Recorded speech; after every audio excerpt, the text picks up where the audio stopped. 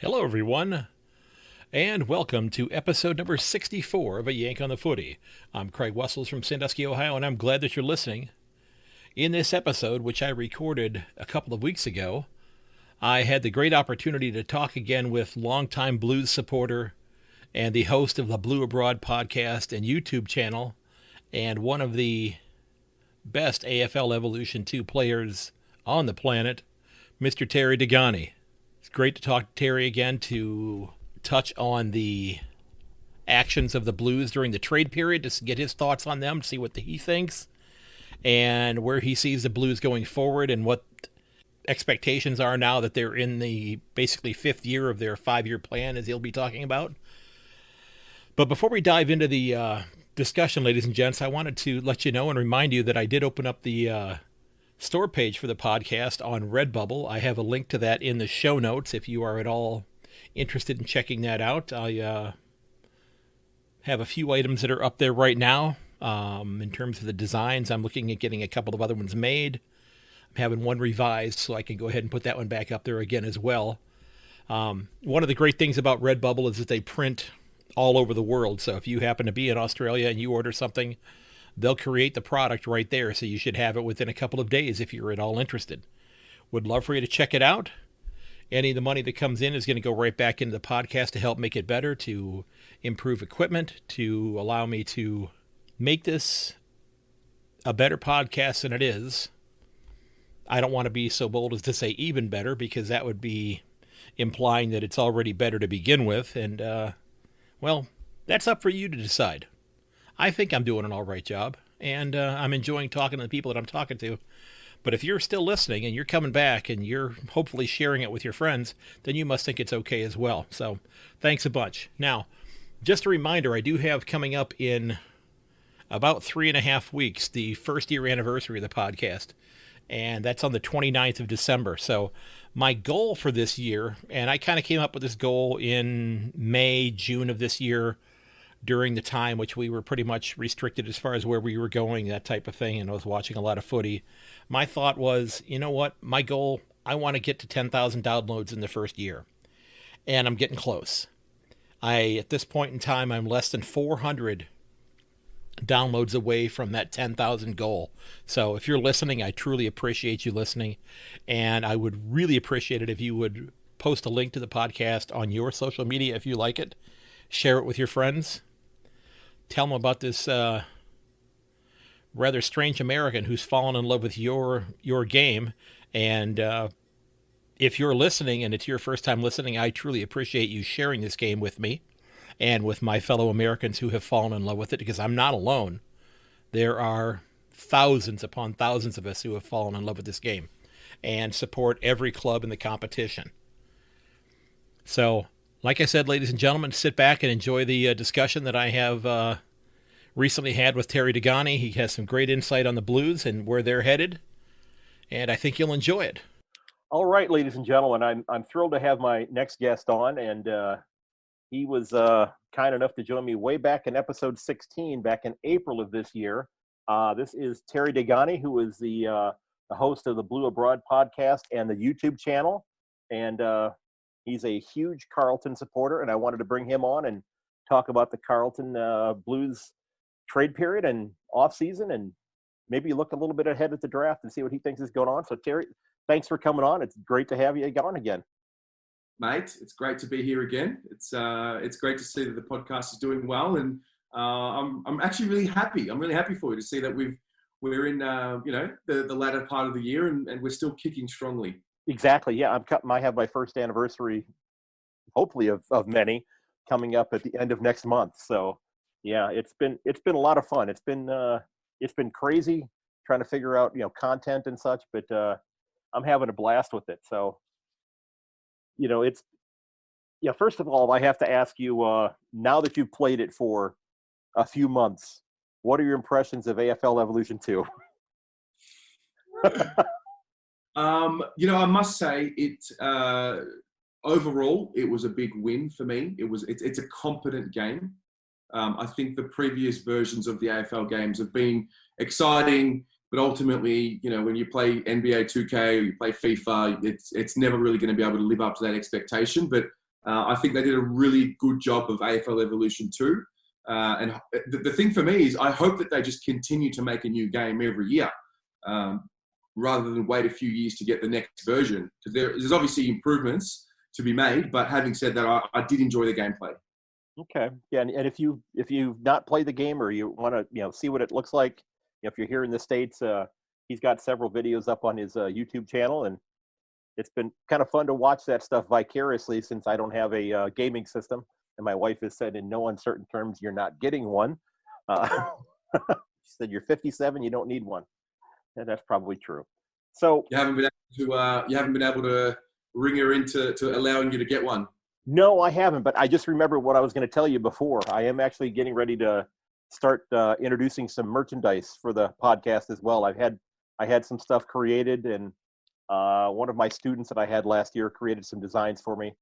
And I've got a couple of others that I will not ask a high school senior to create because that would not be appropriate. But yeah, I've got some stuff. I'm looking forward to getting that out there.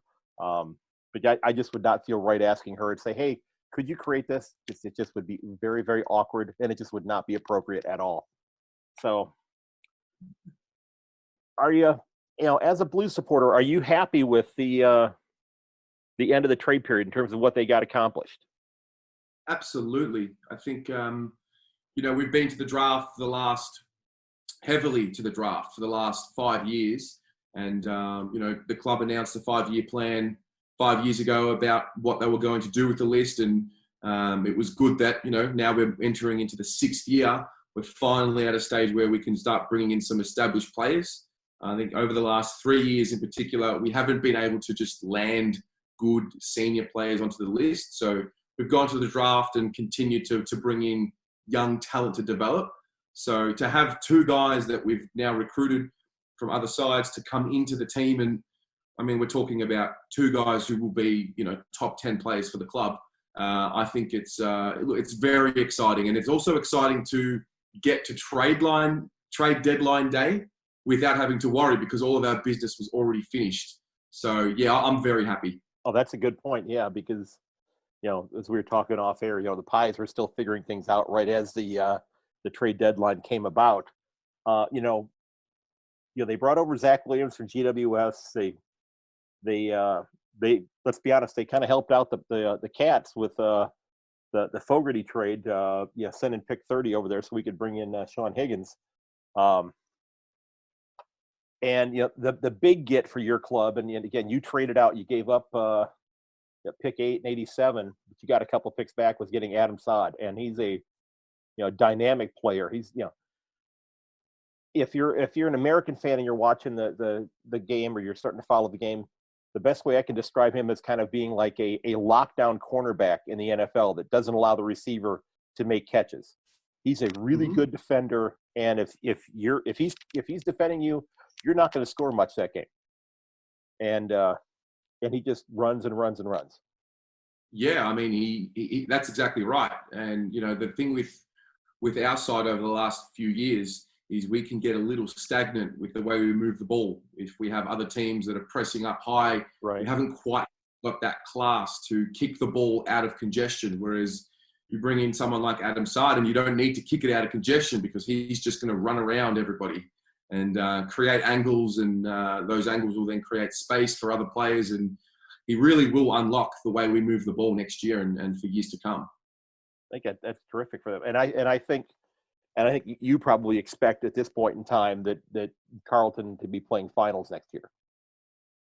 Well, it's we have to play finals next year. It's enough is enough, to be honest. The supporters have been patient. We were sold, as I said, by the club. We were told about this 5-year plan. That 5 years is now up. We now enter year 6. And we've been so down for so long that you could make an argument that we've lost our identity. The league has sort of forgotten who we are as a football club, and it's time to really bounce back next year. And it's a big year on all fronts because there's certain free agents coming up, big players, and I really do believe it will rest on how well we do next year as to whether we retain some of these players. No, you mean free agents that are on the Blues list right now, or ones that you're thinking you would like to have come in? No, so I mean, our captain Patrick Cripps, he's out of Right. contract. It's a contract year for him coming up, and he's a very, very good player, and he's never played in the final, and so we need to really make sure that we have to play finals, Craig. It's really as simple as that. There's just no other way to put it. It'd be a abysmal failure if we didn't play finals next year. Yeah, I think they probably will. Yeah, I think that they've improved quite a bit. They're beginning to grow, into and as you said, finding their role that maybe has lost them, or that they hadn't found for quite some time. Are you worried about Charlie Curnow? Because he's, this has been what, I think the 5th or 6th or 412th knee injury he's had, whatever it is. Yeah, extremely, extremely worried. The reality is he continues to fracture his patellar tendon innocuously, it seems. And, this is a guy who has super talent. He's probably the most talented forward that we have. He kicked 34 goals in 2018 as a 21-year-old, 20 or 21-year-old. And the reality is we've built the forward line and the list around guys like him. And I just worry about whether he's going to be able to, first of all, be the same player, and second of all, really get back to any kind of form. He's going to have missed 2 years by the time he gets back on the field. And, I'm hopeful. Obviously, he's still very young, but I can't help but feel like he has to really change the way he plays moving forward. He can't really rely on that athleticism like he used to. So he's going to, and I'm trying to look and see how tall he actually is. He's got some pretty good size, if I'm not mistaken. 192 centimeters. So that's about 6'4" or so. So could he become a, more of like a stationary Ben Brown type forward who, you're targeting him as you're bringing the ball into the forward 50? Is he somebody who's maybe not as dynamic moving around the ground because of maybe his limited, mobility issues? I think the answer is I don't know, because I don't know what it's going to look like, but that seems like the most logical move for him. Even before he was injured, I personally think that he is a goal square player, and Harry should be the one roaming up the ground.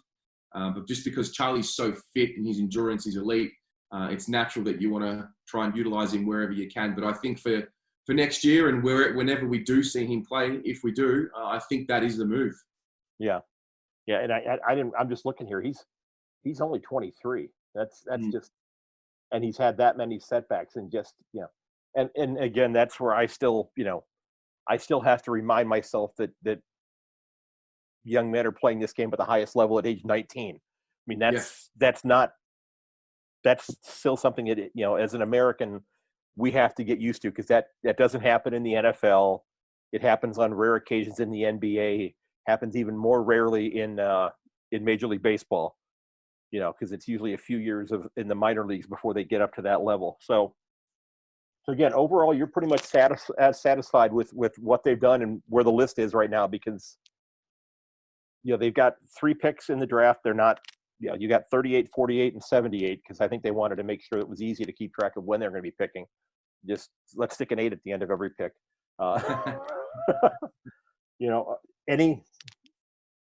Any expectations now, or are there any?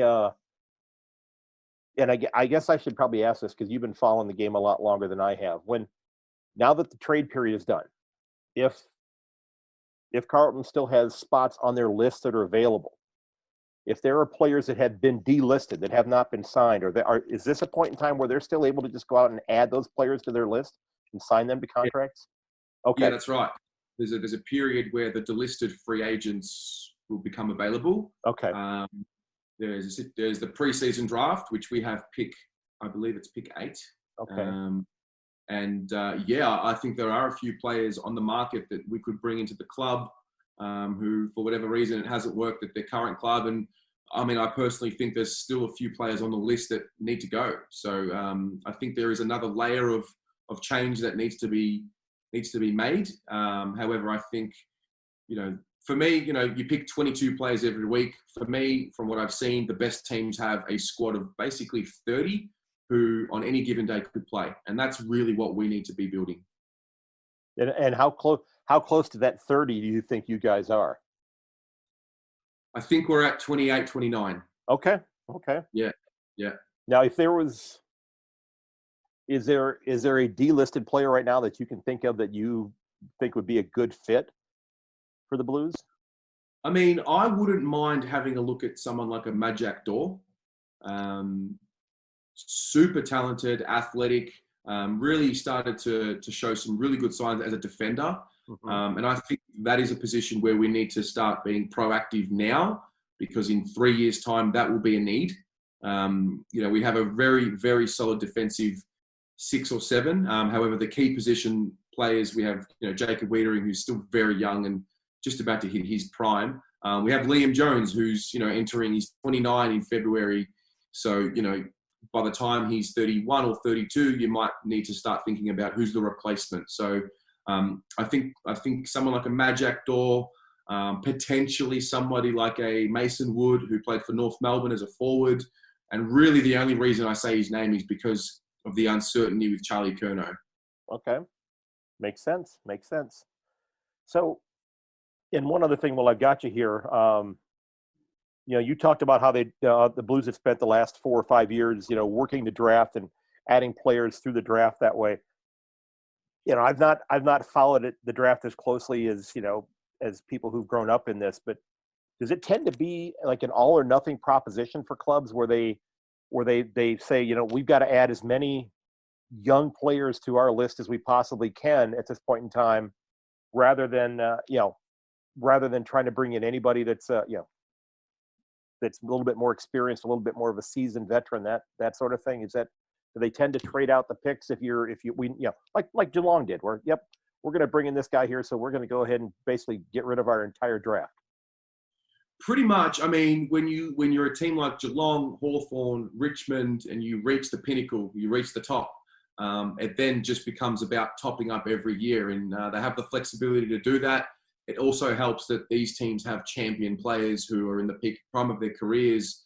But for a club like Carlton, 5 years ago, the list was in disarray. We had terrible contracts, bad players. The age profile was all over the place. And we really needed to embrace the modern era of the AFL, because we haven't traditionally been a club that hits the draft because we've been so successful. The old Carlton mentality was we just go and buy whoever we want, however we want to do it. Whatever hole we need to fill. Exactly. So for us, it was important to, make as many list changes as possible in 2015 and really, draft heavily over the ensuing 3 or 4 years. And hopefully in, 2 to 3 years from today, those players are now at that age of, 25, 26, and then we start really seeing the growth from within. Getting Carlton back to where they have been and where Blue supporters believe they should be. Correct. Okay. Terrific. Well, hey, I know you got an appointment later on today that you got to get to, and I appreciate you taking, some time out of your it's Monday, right? Yeah. Out of your Monday. I have to do the math. I actually found a website that it's a time zone converter. So as I was setting these appointments today, I've had the time zone converters. Well, they're saying, well, can we do it at 9 o'clock my time? And I'm plugging that in. I was like, oh, that's 3 o'clock in the morning. Can we maybe do it a little early? Been battling. That might not work. Yeah, that's. Well, I'm actually doing one tonight at 11:30 my time, and then I have right now Tuesday and Wednesday morning at 5:30 that I have interviews scheduled. So amazing. Yeah, I love your work. I'm really trying to, really trying to get some people's opinions out there. So again, ladies and gentlemen, this has been Terry Dehghani from Blue Abroad. Check out the podcast. Check out the YouTube channel. Terry, again, thanks so much for coming on. I truly appreciate it. Anytime, Craig. Always up for it. Absolutely. Definitely going to get you back on here as the season gets ready to roll back up again, and maybe talk a little AFLW as well. I look forward to it, Craig. Okay, terrific. Ladies and gentlemen, don't forget that if you'd like to sign up for the mailing list so that you get each new episode delivered to you first, there's a link to a short form in the show notes. It's a little Google form that'll come up that has 4 questions on it. It'll ask you your name, who you support, what state you live in, your email address, of course, so I can send you a link to the podcast. And if there's any question that you want to ask me or anything like that you think I should address in a future episode. Again, you can find that in the show notes. It would take a couple of minutes to fill out. I'd love to get you on the email list so I can get the podcast out to you as soon as it comes out, because sometimes it takes a few hours before it gets posted on Apple Podcasts or on Google Play. I know that the app that I listen to my podcasts on more often than not, the Stitcher app, while I love the app and it's got a ton of the podcasts that I enjoy listening to, they're sometimes a little bit tardy in uploading new episodes. They don't get them out there quite as quickly as I would like them to do. In fact, I'm going to take a look right now at the app, and I'm going to see where we are with mine. I believe I released a new episode a few days ago, and I still think that it's not even up and posted yet. Yeah. Episode 62 is the last one that I have posted there, and that was my interview with Peter Holden of Wharf Radio. So my interview from episode 63 has not been posted as of yet on my app that I typically listen to. So if you're on Apple Podcast or Google Play or somewhere like that, it should get to you much more quickly. But if you're on the mailing list, you'll have the link within 2 minutes of when the podcast is uploaded, because that's the first thing I do, is I will send it out to the folks that are on the mailing list. So if you're interested, I'd love for you to sign up. Also, if you have an idea for a show topic or someone that you think would be a great guest, maybe it's you, I'd love for you to drop me a DM on Twitter, send me an email at yankonthefooty@gmail.com, leave me a note on the Facebook page. Okay, I'd love to hear from you. And remember that while you can find all the episodes of the podcast at yankonthefooty.podbean.com, you can also find it on your favorite podcast provider. Every new episode is also available on my YouTube channel. You just search for my name, Craig Wessels. You'll find it there. It's just the audio as of right now. I have not attempted to dive into doing the video yet. I don't have video editing software, so I don't want to tackle that quite yet. And sometimes I do need to make edits in the audio. So now that you've listened again, I hope you'll consider giving me a review on Apple Podcasts, letting me know what I'm doing well, what I could work on. Okay, that's easy to do. Takes just a few minutes if you'd be interested in doing that. Remember, you can also reach me at yankonthefooty@gmail.com, as well as on Twitter at yank_on. And you can find me on Facebook and on Instagram at @yankonthefooty. I'd like to thank Mr. Joseph McDade for the use of 2 of his great pieces of music, Backplate and Elevation. You can find his music at josephmcdade.com/music. He's also on Spotify, so check him out there. Again, like I said, if you want to sign up for the mailing list, I would love to have you on there. This way also, when I get ready to do a live podcast, and I've done one of those already, and I'm hoping to do more, I can send out the notification for that to you right away and let you know in case you want to get on board. Now, ladies and gentlemen, I want to thank you for listening, because while we're fans of our teams deep down, we're fans of a game that we all love, and that's the game of footy. And again, thanks so very much for listening. And please, please share the podcast with your friends and family. Put it up on your social media. And ladies and gentlemen, may your dribble kick never hit the post. I'll catch you later.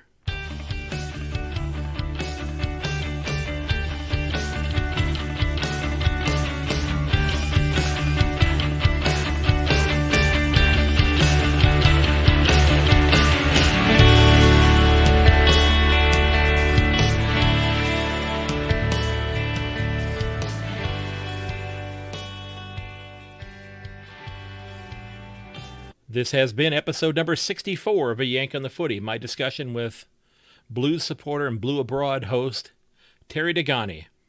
Don't forget that you can reach me at yank_on Twitter or to yankonthefooty@gmail.com. You can also find me on Instagram and on Facebook at A Yank on the Footy.